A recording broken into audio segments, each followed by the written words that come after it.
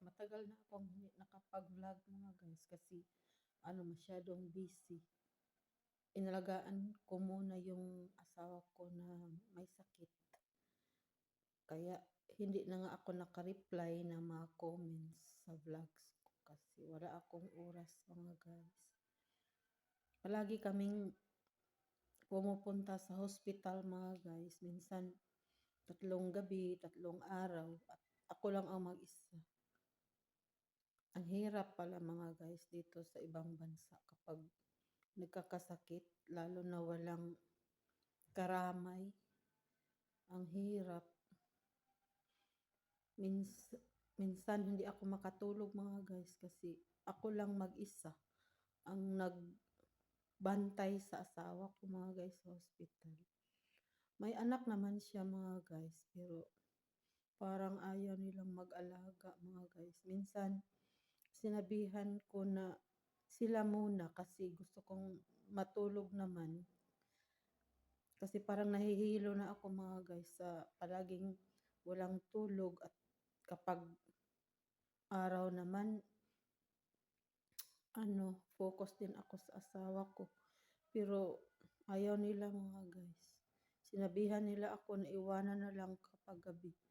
Hindi naman yan pwede mga guys kasi maraming kailangan. Walang nagbigay kapag gustong uminom ng tubig, kapag ginugutom, walang magbigay ng pagkain. Kaya ako na lang kasi ayaw nila mga guys. Ay, kaya wala akong oras sa iba't ibang gawain. Mga guys, maraming mga panahon na masama talaga ang pakiramdam ko. Sinabihan, nagpaalam ako ng doktor na pwede ba umuwi muna ako sa bahay kasi gusto kong magpahinga kahit ilang oras. At saka sinabihan ako ng doktor na hindi pwede. At alam ko naman na hindi talaga pwede kasi walang magbigay kung anong gusto ng asawa ko, kung gusto siyang uminom ng tubig o kumakain. Alam ko na walang magbigay. Meron naman yung ibang pasyente na may nag-alaga sa kanila. Minsan, binigyan nila kapag wala ako doon, pero hindi talaga pwede. Kaya, hindi, hindi na lang ako umuwi. Tiniis ko na lang mga guys yung naramdaman ko na parang nahihilo na ako. Parang minsan yung blood pressure ko parang tumaas kasi wala akong tulog.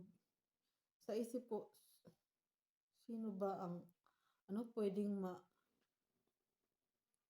maka-substitute. Wala talaga mga guys, hindi katulad sa Pilipinas na pwede mong sabihan kapag may kakilala ka na kapitbahay or dito mga guys, wala. Kahit yung mga anak ng asawa ko mga guys, ayaw nilang mag-alaga. Kaya, yan, ako palagi ang nandyan sa asawa ko. Ikaso lang, minsan parang sa isip ko parang ako ang mauna sa asawa ko mga guys kasi masama talaga ang pakiramdam ko minsan kasi wala akong tulog.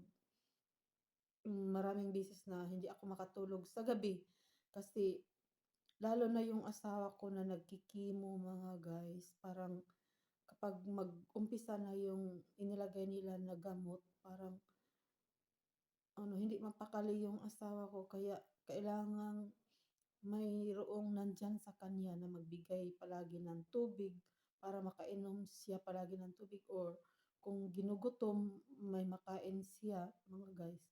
Kaya yan, tiniis ko na lang mga guys. Minsan kapag araw, kasi wala akong choice, iniwan ko talaga siya pero bumalik agad ako mga 2 oras, 3 oras. Kasi kumuha ako ng minsan pagkain sa bahay kasi wala din magbigay sa akin ng pagkain at maghatid. Ganyan mga guys. dito sa ibang bansa. Mahirap. At mas lalong mahirap yung namatay yung asawa ko mga guys kasi ako lang ang mag-isa. Ilang gabi-gabi. Hindi ko ito na-experience sa Pilipinas mga guys. Dito lang. Inaano ko na lang yung sarili ko. Tinulungan ko kasi wala talagang makatulong kundi ako lang. Kaya iwan ko lang. Akala ko makarecover yung asawa ko mga guys pero hindi pala kasi lumalala na yung sakit niya mga guys. At saka siguro hanggang dyan lang siya, hanggang dyan na lang ang buhay niya. Kaya ito mga guys, nilagyan ko ng bulaklak. Kinuha ko sa mga tanim niya mga guys sa labas kasi ang dami niyang mga tanim-tanim, lalo na mga bulaklak mga guys.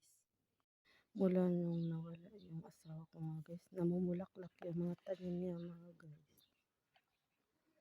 Diyan mga guys, maganda ang bulaklak yung mga guys, pink. Ito mga guys, magandang bulaklak mga guys.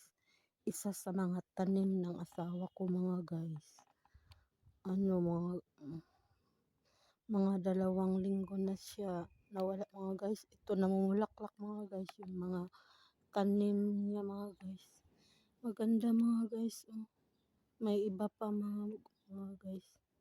Pero siguro bukas maano na ito. Mayroon ding roses na pula mga guys. Ito mga guys, roses na pula.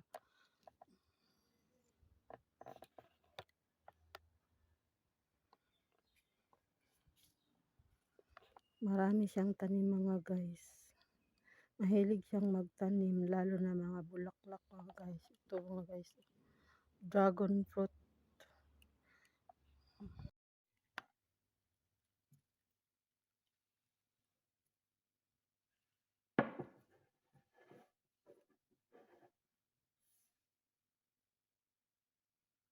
Saka yung kamatis niya mga guys. Ito mga guys, tanim niya mga guys. Ang daming bunga. Kinuha ko yung isa mga guys. Nalagay ko doon sa frame niya mga guys. Kasi maraming bunga mga guys.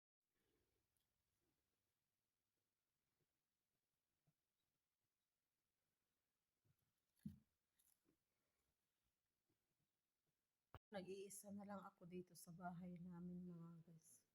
Kasi wala na yung asawa ko. Uuwi na ako sa Pilipinas mga guys kasi hindi na rin pwede ako dito kasi wala na yung asawa ko.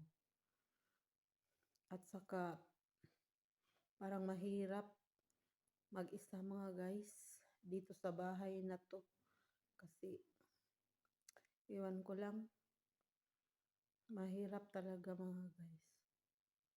Marami kang maalaala. Saan siya uupo kapag kumain, anong kinakain, anong ginagawa kapag maaga, yung medyo hindi pa siya nagkasakit.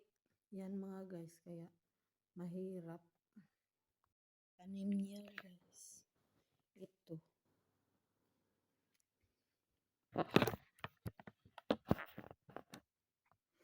Ito yung tanim niya na orchids mga guys. Malapit nang namumulaklak.